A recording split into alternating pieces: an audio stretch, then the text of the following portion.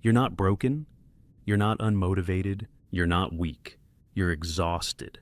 And exhaustion doesn't mean failure. It means you've been pushing too long, too hard, with too little return. You call it laziness. But what you're feeling is depletion. Not the kind a nap fixes, but the kind that comes from being emotionally overdrawn. Burnout doesn't look the way you think it does. It doesn't always show up in a meltdown. Sometimes it just looks like procrastination, numb scrolling, forgetting why you walked into a room. It looks like endless to-do lists, untouched. It feels like failure even when you're trying. And the cruelest part, it tells you it's your fault, that you're just not disciplined enough, strong enough, motivated enough. That's the voice of burnout pretending to be truth, but it's lying. We live in a world that confuses stillness with weakness, that rewards the appearance of productivity over the reality of well-being. We are praised for ignoring ourselves. So, when your body says, slow down, your mind says, no, keep going, push harder, hustle more. But pushing isn't working, not because you're broken, but because this system is. You didn't fail, you adapted. To chaos, to pressure, to unrealistic expectations. You survived environments that made rest feel dangerous and saying no feel selfish. And now your system is fried. You're not lazy. You're a high-functioning human whose fuse is burned out trying to keep up with a pace that no one should live at.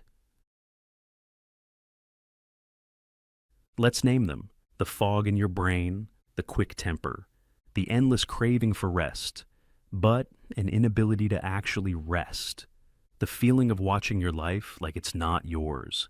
These aren't just off days.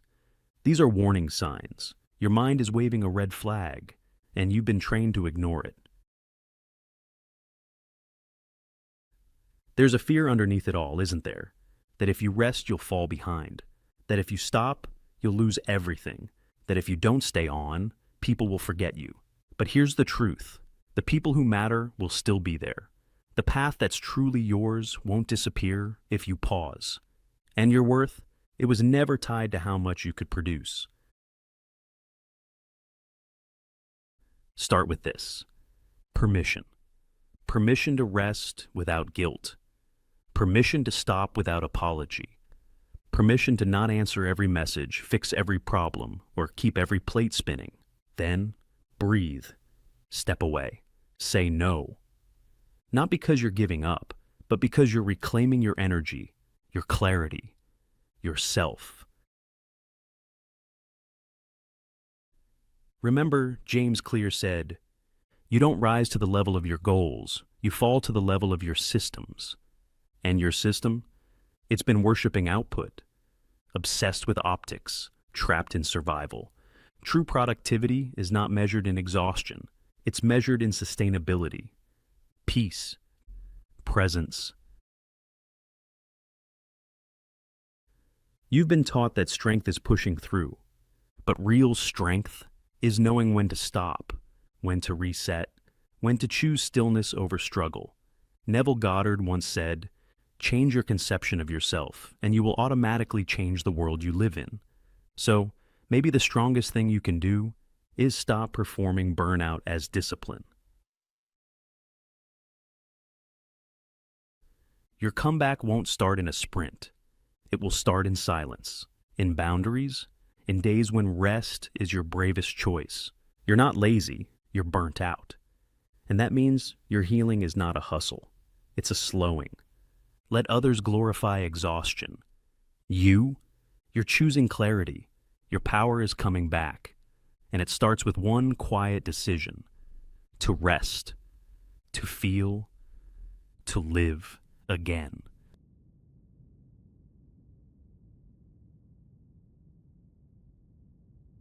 If this reflection stirred something in you, feel free to like the video, subscribe to our channel if you feel called to dive deeper, and tap that notification bell so you don't miss when the next quiet shift arrives. Until next time, stay open, stay light, stay moving. You wake up and the first thing you do is check the news. your bank app. Everything's down. Again. The economy's cracking, headlines are shouting, and you're supposed to just function? The world feels like it's unraveling in real time, and someone out there keeps saying, just stay positive, which is adorable, and also not helpful. The noise outside is loud, but it's not the real enemy. The real battle starts the moment you absorb it. It's that mental spiral. The story your brain writes on top of the facts. The one that turns bad month into my life is over. Seneca said, we suffer more often in imagination than in reality. And that's not just philosophy, it's biology. Your nervous system doesn't care whether the threat is actual or hypothetical. It just floods you either way. Mental strength doesn't mean pretending things aren't broken. It means learning not to break with them. Panic is misplaced precision. Panic isn't weakness. It's focus with no direction. It's discipline with no container. You don't panic because you're irrational. You panic because you care. And caring without a plan is a wildfire. James Clear said, you don't rise to the level of your goals. You fall to the level of your systems. But no one teaches you how to build a system in the middle of collapse. Start small. One rule, one rhythm, one ritual that shows up when everything else disappears. That's not productivity. That's self-defense. Strength doesn't wait to feel. You're waiting to feel ready, to feel motivated, to feel anything but tired. But motivation is seasonal. What matters is that you showed up anyway. Mental strength isn't loud. It's not about hype or belief. It's the decision to take action. When your mind offers every reason not to. You don't need to feel strong to act strong. You just need to move, even if it's a crawl. Stillness when it's hardest. Stillness is easy when things are quiet, but that's not when it matters. The real practice is when it's hard, when the world feels like it's screaming, when your heart races for no reason, when everything in you wants to run. That's when you sit down anyway. You breathe anyway. Not because it fixes everything, but because it stops you from adding more chaos to it. Stillness is not weakness, it's restraint, and restraint is power. Control the inputs you can. You don't get to choose the storm, but you do choose the signal you tune into. Your mind is shaped by what you feed it, and right now, it's probably starving for clarity. Viktor Frankl said, between stimulus and response, there is a space. In that space is our power to choose. That space is your battlefield, and guarding it is your job. Mental strength is not about ignoring reality. It's about curating it, protecting your inner world from becoming just another echo